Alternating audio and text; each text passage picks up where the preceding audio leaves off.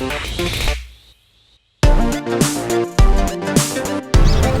right, everyone, here it is, the last piece of the puzzle on the green. Now, what I want to give you is, again, a simple game plan. And this, I think, is going to be quite eye-opening for you. All that you need to do is average 2.5 putts per green.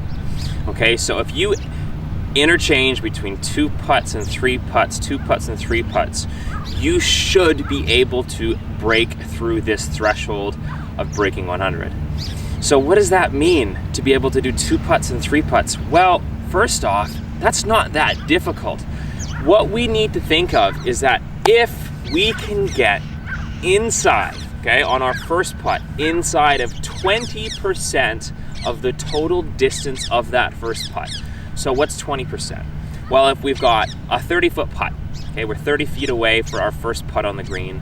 Well, if we can get inside of 6 feet, okay, or if we've got, let's just say we've got a 10-foot putt, okay, from 10 feet away, if we can get inside of 2 feet, okay, what we're looking for is not to be making these massive putts. Again, we're not looking to create highlight reels. Yeah, that'd be fun. But all that we need to do to break 100 is we need to do the simple things well. So if we can get inside of 20% of that first putt, okay, 20%, we are going to be able to get this done. So using this 20% rule, if we think about that from a full target perspective, 20% in distance is easy to understand, but if we also consider that 20% from direction, that seems probably even more simple to achieve. Okay, if I'm 30 feet away and I just need to get within that 20%, I've got as much as 6 feet on either side of the hole to work with to be within my acceptable range. Well, it doesn't take anything too crazy to be able to aim within 6 feet from 30 feet away. That's a fairly simple task.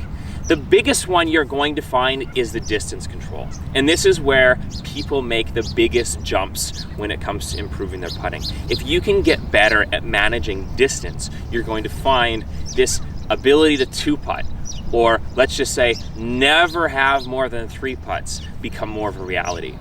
So from 30 feet away, if we can aim, let's just say within a couple feet of the hole, that's quite simple. We can take care of that in no time.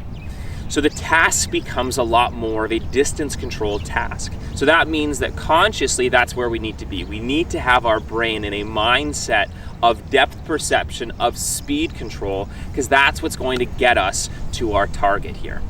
So I've got a 30-foot putt here, and what I'm going to focus on is a little bit of direction, because obviously it'd be lovely to make it.